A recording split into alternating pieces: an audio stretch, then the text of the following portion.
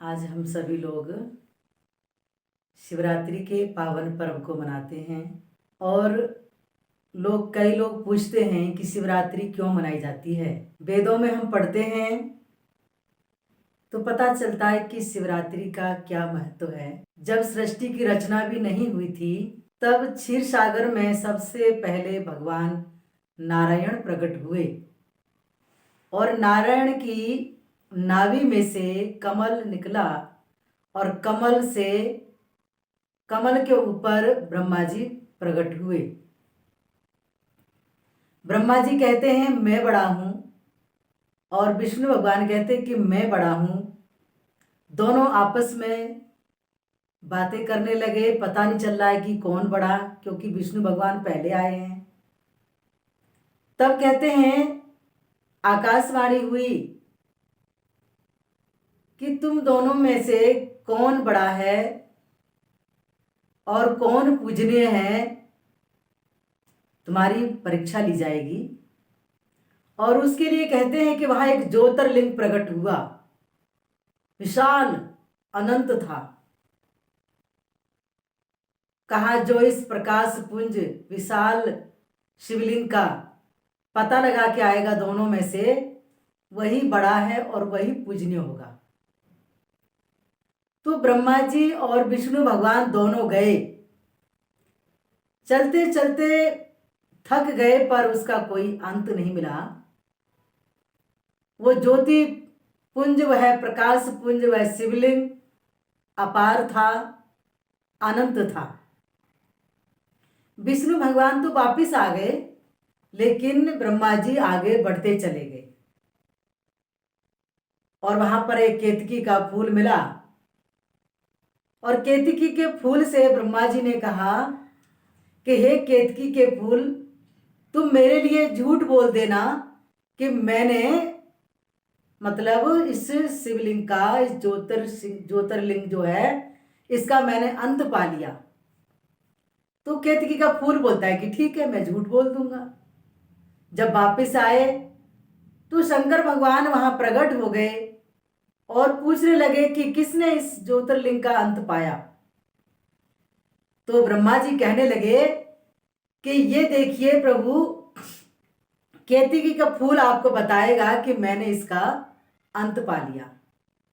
केतकी के फूल ने भी झूठ बोल दिया।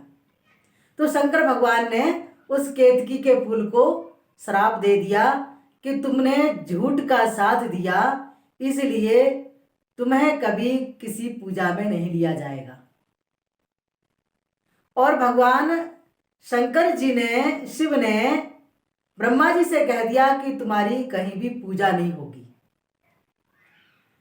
शंकर भगवान ने यह दर्शाया कि जो परम प्रकाश, जो सर्वव्यापक है, घट घट वासी है, कण कण में है प्रभु का प्रकाश, उसका कोई अंत नहीं है। और भगवान शिव यही कहते हैं कि हरि व्यापक सर्वत्र समाना, प्रेम से प्रगट होए में जाना। कि वह हरि सर्वत्र है, ऐसे ही हरि सर्वत्र है तो उनका प्रकाश भी सर्वत्र है। ना हरि की महिमा का कोई पार है, ना उनके प्रकाश का कोई पार है। हर जगह मौजूद है लेकिन नजर आता नहीं, और ज्ञान साधन के बिना कोई उसे पाता नहीं। तो वो अंधकार में संसार था और प्रकाश पुंज, वह ज्योतिर्लिंग प्रकट हुआ। जो ज्योतिर्लिंग था वो निराकार शिव थे और जो साकार प्रकट हुए वो साकार शिव थे। तब से शिवरात्रि को मनाया जाता है। वो एक रात्रि थी, एक अंधकार में था और भगवान शिव सदा अपने अंदर सुमरण करते हैं, ध्यान करते हैं। इसलिए शिवरात्रि वाले दिन भगवान शिव ने आशीर्वाद दिया है कि जो शिवरात्रि वाले दिन भजन सुमरण करेगा, साधना करेगा बैठ करके, प्रभु की उसके ऊपर विशेष कृपा होगी और उसका ध्यान प्रभु के चरणों में लग जाएगा। और दूसरा कहते हैं शिवरात्रि वाले दिन भगवान शिव का माता पार्वती के साथ विवाह हुआ था। राजा हिमाचल की पुत्री माता पार्वती, जिन्होंने अखंड तप किया है और वो अपने गुरु महाराज पर इतना विश्वास करती हैं कि मात पिता और गुरु की वाणी बिना विचार करिए शुभ जानी। माता पार्वती कहती है कि माता पिता और गुरु महाराज, उनकी वाणी को बिना सोचे विचारे, अगर मगर न लगा करके बिना सोचे विचारे भी गुरु महाराज की वाणी पर विश्वास करना चाहिए, माता पिता की वाणी पर विश्वास करना चाहिए। और वह उनके गुरु महाराज नारद मुनि ने कहा था कि हे पार्वती, तुम तपस्या करोगी तो तुम्हें भगवान शिव अवश्य विवाहने आएंगे, विवाह करने आएंगे। और उनकी तपस्या से भगवान शिव जब प्रसन्न हो गए तो शादी के लिए मान गए। और शादी करने के लिए कहते हैं ब्रह्मा जी अपनी सारी जमात लेके चले, अपनी संगत लेके चले, और विष्णु भगवान अपनी संगत लेके चले, देवताओं को लेके चले। अब नंदी जो गण थे सारे भगवान के, वो भगवान शिव से कहने लगे, हे प्रभु, आपकी शादी है और आप तो कोई श्रृंगार भी नहीं कर रहे हैं, कोई वस्त्र आभूषण भी नहीं पहन रहे हैं, और आप दूल्हा बन के जा रहे हैं राजा हिमाचल के घर में, लेकिन आपने तो कुछ भी नहीं पहना है। तो भगवान शिव कहने लगे कि भाई, मेरा तो यही आभूषण है, यही वस्त्र है जो कि मैं बभूति लगाता हूं शरीर पर। शरीर पर शमशान की बभूति भगवान लगाते हैं, क्योंकि शरीर भी एक दिन भस्म हो जाता है, भस्मीभूत हो जाता है। भगवान ने कहा, जिस शरीर को हम श्रृंगार करते हैं, सजाते हैं, एक दिन मृत्यु आ जाएगी और ये जीवन राख की ढेरी में बदल जाएगा। तो उन्होंने कहा कि प्रभु, ऐसा करो कि आप कम से कम भगवान विष्णु से सोने का मुकुट ही मांग लेते, तो मुकुट पहन करके ही आप बारात में दूल्हा बन के जाते। तो भगवान शिव कहते हैं कि नंदी, देख मेरे सर पर कितना सुंदर मुकुट है, जटा मुकुट, जटाओं का मुकुट है, और ऊपर नाग धारण कर रखा है। जटाओं का मुकुट और नाग लगाया हुआ है। तो इसका मतलब क्या होता है? भगवान शिव कहते हैं कि अगर मैं सोने का मुकुट पहनूंगा तो और लोग हैं मेरे को देख करके मतलब कहेंगे कि देखो भगवान की शादी हो रही है, और बड़े बड़े ऋषि मुनि भी भ्रमित हो जाएंगे। इसलिए मैंने सांप धारण किया है जटाओं के मुकुट पर, क्योंकि जो सांप है वो काल का रूप है, और सभी के सर पर काल हमेशा छाया रहता है, पर व्यक्ति अपने काल को भूल जाता है। काल गए हैं केस, क्या घर क्या परदेश। काल के हाथ में केस है, काल सबके सर पर खड़ा है, पर जान के अनजान बनता, मैं सदा जिंदा रहूं, घूमती हरदम कसाइन मौत सिर जानी नहीं। भगवान शिव ने बड़ी वैराग्य पूर्ण बातें अपने गणों को सुनाई, और भगवान ने कहा कि देखो मैं सदा कैलाश पर रहता हूं, ध्यान सुमरण करता हूं। इसलिए कहा कि शिव कैलाशों के वासी, धौली धारों के वासी, शंकर संकट हारी, भोले बाबा शंकर संकट हारी। कहते हैं वो शिव कैलाश के वासी हैं, और इसीलिए सभी लोग सोच रहे हैं कि भगवान कैसी शादी करेंगे। राजा हिमाचल की पुत्री को ब्याहने जा रहे हैं। सब लोगों ने देखा बड़े सुंदर सुंदर बाराती आ रहे हैं, सारे देवता लोग आ रहे हैं, नारायण आ रहे हैं, ब्रह्मा जी आ रहे हैं, उनके सारे समाज आ रहा है, लेकिन सबसे पीछे शंकर भगवान की समाज आ रहा है। शंकर भगवान का जो समाज है वो उन्होंने कहा कि हे प्रभु कम से कम नाते रिश्तेदार तो बुलाओ। तो भगवान शंकर कहते हैं कि नाता श्री राम जी से दूजा नाता तोड़ दे, आशा श्री राम जी से दूजी आशा छोड़ दे।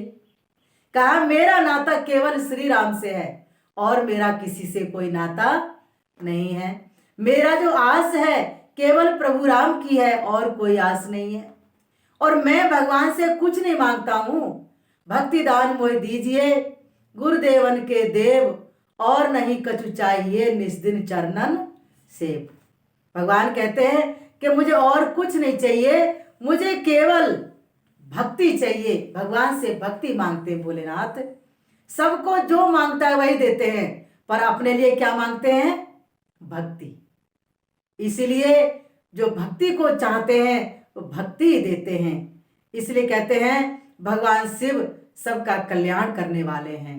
भगवान शिव हमेशा इस संसार के अंदर अपने भक्तों के कल्याण के लिए अदृश्य रूप से आते हैं, पर कोई उन्हें पहचान नहीं पाता है। आज शिवरात्रि वाले दिन जो महामंत्र है ओम त्र्यंबके यजामहे वाला जो मंत्र है, आज शिवरात्रि वाले दिन उस मंत्र को भी भगवान शिव ने मान्यता दी कि जो इस मंत्र को जपेगा सांप काट ले, बिच्छू काट ले, या मतलब मृत्यु को भी प्राप्त हो जाए, और जो इस मंत्र को जप लेगा वो है मृत्यु से जीत जाएगा। चंद्रमा को श्राप दे दिया था राजा दक्ष ने क्षय होने का, लेकिन भगवान शिव ने अपने नाम के प्रताप से, अपनी कृपा से उसके श्राप से भी उसे मुक्त कर दिया और उसे अपने सर पर स्थान दे दिया। वो शिवरात्रि वाला ही दिन था। तो प्यारे भाइयों बहनों, भगवान शिव तो सर्वव्यापक है, घटघटवासी हैं। उन्हें जानने के लिए आत्मज्ञान की आवश्यकता होती है। जब पार्वती जी ने वही बात दोबारा दोहराई कि हे प्रभु आप किसका भजन करते हैं, सदा आंख बंद करके रहते हैं, आप क्या करते हैं? तो भगवान शिव ने यही कहा कि राम रामेति रामेति राम रमे मनोरमे सहस्त्र नाम तैतुल्यम राम नाम बरानने। कि हे पार्वती, जो सबके घट में रम रहा है, जो सारे संसार में समाया है, मैं उसी राम नाम का जाप करता हूं। तो माता पार्वती ने कहा प्रभु वह नाम मुझे भी बताइए, क्योंकि माता पार्वती को जब आत्मज्ञान नहीं था तो वो 108 बार जन्मती और मरती रही। लेकिन जब भगवान शिव से प्रार्थना की कि हे प्रभु मुझे भी वो राम नाम का बोध कराइए, तो कहते हैं सहस्त्र नाम सम सुन शिव बानी, जपई जिया पिया संग भवानी, मंगल भवन अमंगल हारी, उमा सहित जेहि जपत पुरारी। सहस्त्र नामों से बढ़कर के राम नाम की महिमा को सुना तो माता पार्वती ने भी भगवान से प्रार्थना की, हे प्रभु मुझे भी राम नाम का बोध कराइए। तो भगवान शिव ने माता पार्वती को एकांत में ले गए, अमरनाथ की गुफा में ले गए, डमरू बजा करके वहां से सारे पशु पक्षियों को भगा दिया और फिर माता पार्वती को आत्मा का ज्ञान दिया। महादेव कहे निर्वाणी, सुन गिर जाय अमर कहानी। कौन सी अमर कहानी सुना रहे वो? कि हे पार्वती मैं अमर कहानी सुनाता हूं, जो कभी कहानी खत्म ही नहीं होती, उस राम नाम की कहानी। कौन सी? जब योगी प्राण उठावे, तब कुंडलनी जग जावे। चढ़े शून्य शिखर में प्राणी, सुने गिर जाय अमर कहानी। महादेव कहे निर्वाणी, सुने गिर जाय अमर कहानी।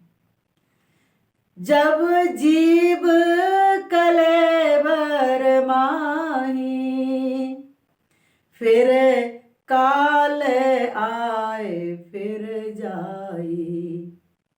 कर सके नहीं कछु हानि, सुने गिर जाय अमर कहानी।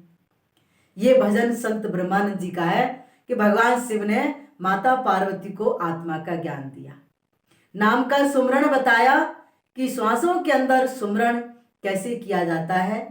और जब सुमरण करते करते प्राण उस परमात्मा के चरणों में, भगवान के उस प्रकाश में विलीन हो जाते हैं, तो काल भी आकर के वापिस चला जाता है, कोई हानि नहीं कर सकता। इसीलिए यहाँ पर भगवान शंकर ही माता पार्वती के गुरु बने हैं और माता पार्वती को आत्मा का ज्ञान दे रहे हैं। आत्म ज्ञान बिना नर भटके, क्या मथुरा क्या काशी, और जिसको दुनिया बाहर ढूंढे वो है घट घट बासी। वो सदाशिव सबके घट घट में विराजमान हैं। इसलिए उन्हें जानने के लिए, उन्हें देखने के लिए एक ऐसे सद्गुरु की आवश्यकता है जो हमारे परमात्मा को हमारे अंदर ही मिला दे। इसलिए शिवरात्रि के पर्व पर ये याद रखना चाहिए कि भगवान शिव ने माता पार्वती को कौन सा ज्ञान दिया, और वही ज्ञान आज हमें भी चाहिए। पुराणों में जिसका वर्णन है उस ज्ञान का कभी नाश नहीं होता। वह ज्ञान पहले भी था, आज भी है और आगे भी रहेगा। पर ऐसे सद्गुरु की खोज करो जो उस ज्ञान को हमें बतला दे।